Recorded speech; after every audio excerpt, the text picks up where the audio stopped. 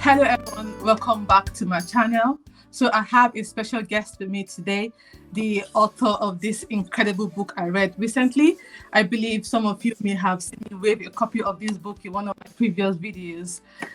Too Much So by Cindy Wilson offers an incredible insight into the life of someone whose racial background doesn't match up to the culture she was raised in, and how that paradox plays out throughout her life. Cindy, your book is so fascinating. I read it cover to cover within a couple of days, which was amazing for me.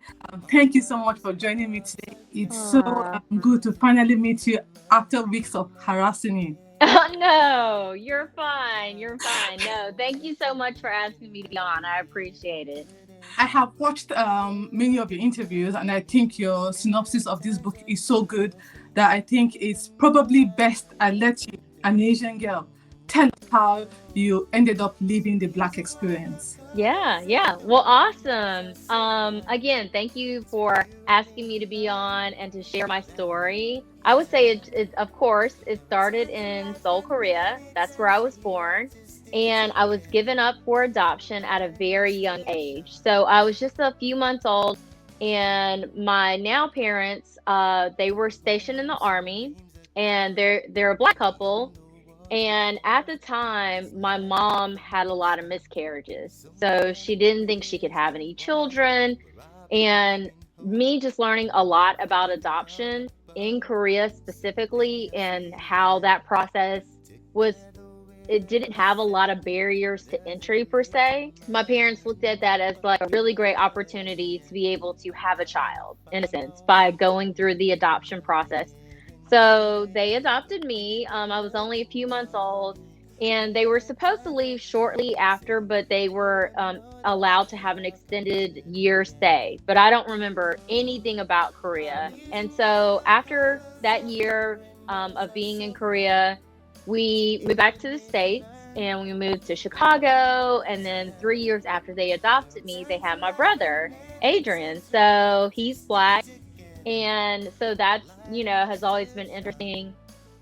And we've always lived where other military families have lived. So very diverse. I was like, nobody ever picked on me, called me out. And so we moved to Winston-Salem, North Carolina, again, still amongst like military families. And my parents ended up getting a divorce. So my brother, my mother, and myself, we ended up moving back to my mom's hometown of Jackson, Mississippi. Very Southern, very conservative, not a lot of cultural exposure like to other races, other culture, ethnicities. So that was always interesting. And so we moved back there, and I was 7 years old. And I remember when I started to go to school, I was one of 3 Asian students, and people started picking on me and bullying me. And it was like really hard for me to wrap my mind around, like, why are they, I don't understand what's going on right now, because they're just picking on me because of the shape of my eyes. Like, I don't understand. And because I'm Asian, like, I just didn't understand it. And again, like, look, I gave people a lot of other reasons to pick on me. Like, I was super, hyper. My hair was always a mess. I wore a Tweety Bird outfit all the time. Like, you had plenty of other reasons to pick on me, but something I couldn't per se control, that was just a part of who I was, that like I had zero control over. It just really kind of blew my mind. And that's when I started to develop identity issues, because I equated being different to not being good. So I was like, okay, so, just because of who I am and the way that I look, people don't like me. People are like, I'm like a target. And so I fought like all the time, like physically would get into fights like all the time. And then, it was like, as you grow older, you realize that fighting has consequences. So I probably transitioned to being more verbal with my attack. Like, if you attack me, I'm gonna attack you back. So like now to this day, like you don't want to trash talk me because I'll get you. Yeah. But then like even with that, I was like, you know what? Like I feel like I'm starting to become like the people that I don't like as in regards to how they're treating me. And it's like I'm sure, the way that their words are affecting me, that probably the things that I'm saying to them have an effect on them also. I ended up, after high school, I went to a historically Black college and university, which that was interesting because people would be like, why would you want to go there? And for me, it was like a no brainer because my grandma went there, my mom went there. And then I was a cheerleader in high school. I got to be a cheerleader in college and I got a partial scholarship. But I knew the risk I was taking by going to HBCU because, again, the narrative that people had placed on it, like that the education was not as great as other schools or like a predominantly white institution. And so, but, me knowing Jackson State University and having done my research and knowing that some of their programs were some of the top programs in the nation, which again, it's like people have this misconception of it only because of what they're hearing other people say about the quality of education. So I went to school there. I still had some moments where people would pick on me. But for the most part, I had a great experience. It was meeting people from all over the country and the world that had exposure to other Asian people. And they'd be like, oh, yeah, what's your ethnicity? And blah, blah, blah. Like, because in Jackson, everybody just called me Chinese. And I'm like, no, I'm Korean. There are other Asian ethnicities. So that was pretty cool, and some people would even be like, are you Korean? And I'm like, what do you know about Korean people? Like, oh my gosh.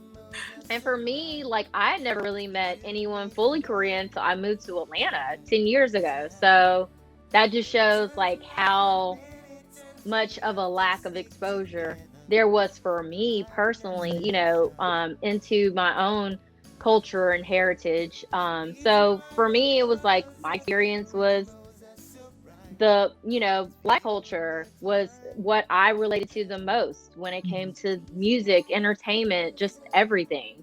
Family experiences, food, everything. And so I left, and after I graduated, a couple of years later, I moved to Birmingham, Alabama. And that was very interesting because it really kind of shed light on the fact that on some of the trauma that I had, because I was so guarded that when I moved to Birmingham, Alabama, I met these people that lived there and they were so nice and so kind to me. And like, they wanted to hang out with me and, be friends with me. And I'm like, what is up with these people? Like, something is weird. Like, the fact that I couldn't even accept kindness, like I questioned it and I couldn't trust it, like just showed, it's like me and my best friend from there, we laugh about it now, but I mean, in all actuality, it's kind of sad, that it's like, I was just continuously like, I don't understand what's going on. Like, these people want to hang out with me, I'm calling my friends and like, yeah. And then she's like, yeah, that is weird. We're just, I mean, maybe it's just the culture of Jackson, but like, it was just like so foreign for me, So it was like, that was a pivotal moment where I learned to like be able to take my walls down and actually be open to getting to know people and letting them get to know me. I think for the longest, like it was always, and even still sometimes, it's like I lean into, because I want people to know about me and who I am, because my experience is so unique and people are so quick to judge like how they think I should be. I lean into really trying to get to know other people as well. And so that was a different experience. And then 11 years ago, I moved to Atlanta. And that was a huge transition period for me and my life. Again, I had never met anyone fully Korean. till I moved to Atlanta. And it was just like, before, people would say, you should go to Korea. Have you ever visited? Do you want to? And I'm like, no. Like, why would I go back to Korea? I would not understand the words that are coming out of their mouth, and like, I don't speak the language. Like, no, I'm not going back there.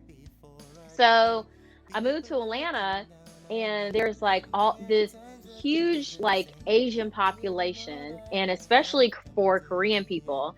And my mom would always make this one Korean dish that my brother and we love. And so I was like, I'm gonna get me some bulgogi and blah blah blah. So here the Korean restaurants are very authentic.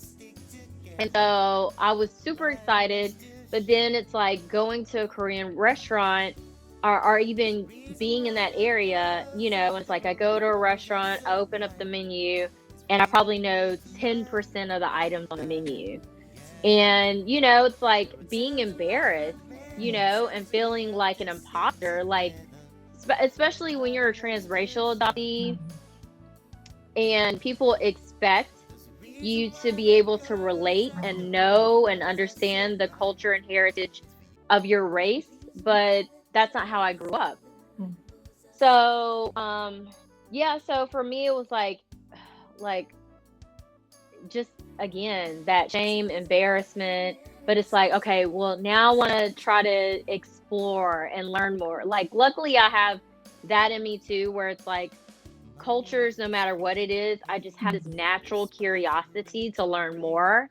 And so I'm like, all right, this is an opportunity for me to learn more about my culture and heritage that I've never been exposed to before.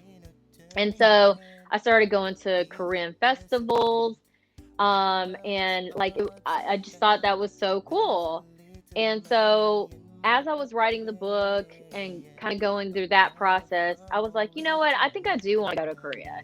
Oh. And shortly after, like, when I wrote my book, the same month that I came out with my book was the same month I had planned to go to Korea.